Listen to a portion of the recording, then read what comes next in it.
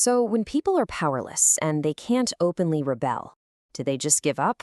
Well, political scientist James C. Scott says absolutely not. They fight back, just not in the ways you'd expect. We're going to dive into this by looking at a small Malaysian rice farming village. And believe me, a story about one man's personal tragedy is going to open up this whole hidden world of everyday resistance. Yeah, our story starts right here with this absolutely gut-wrenching line.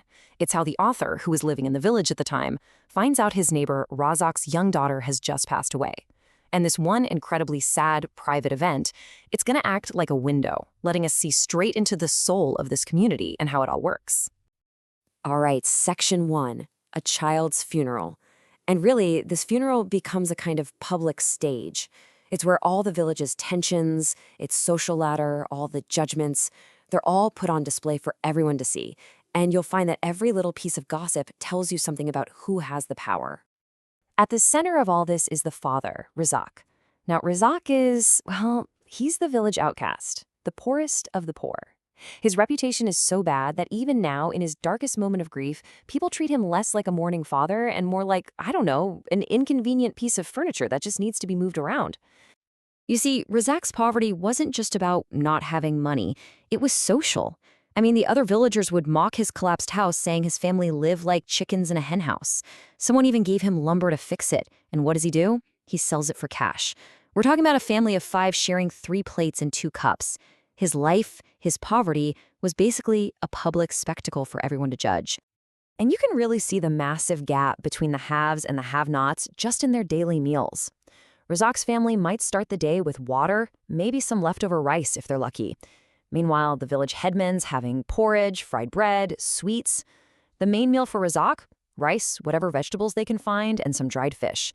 The headman? He's eating expensive fish curry and meat. It's not just about the food, it's a constant, daily reminder of where everyone stands.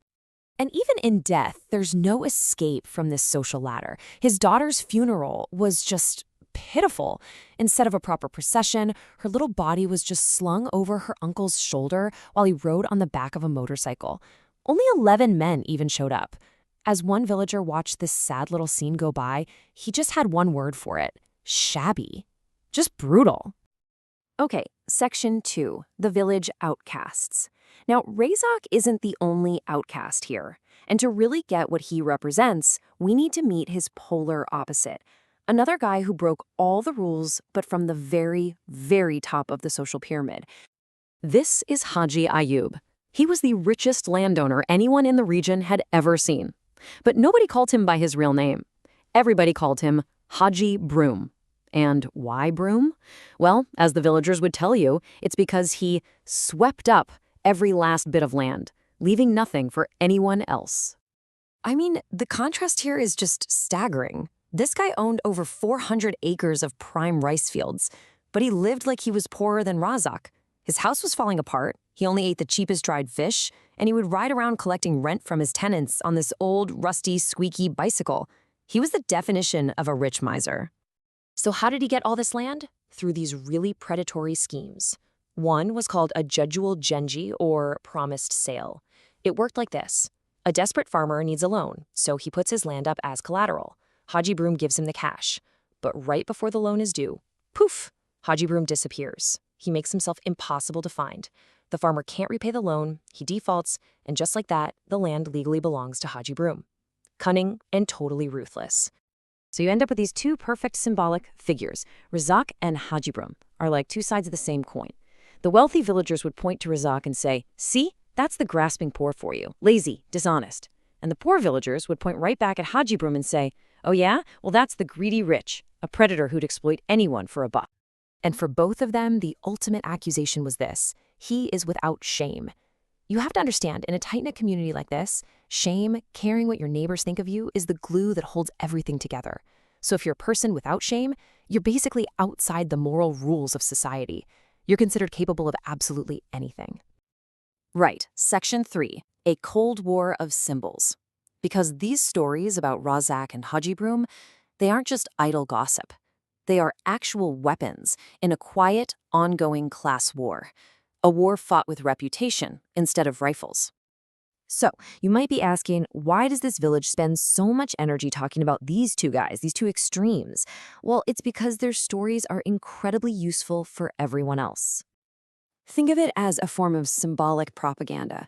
Each story is basically an argument in disguise. The story of Razak is an argument about how the poor are supposed to act. And the story of Haji Broom, that's an argument about how the rich are supposed to act.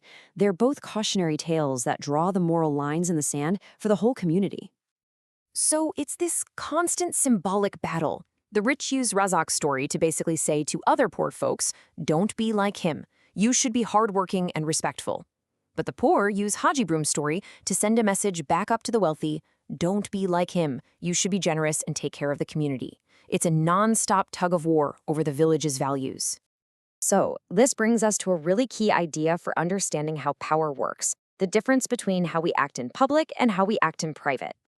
Publicly, let's call that onstage, the poor have to follow a certain script. They have to show respect to the rich. If they're going to insult someone, it has to be directed downward, at someone like Razak. But privately, offstage, when the powerful aren't around, a completely different script comes out. That's when the poor share stories about Haji Broom, where they can gossip and mock the very people they have to bow to in public. It's a whole hidden world of defiance.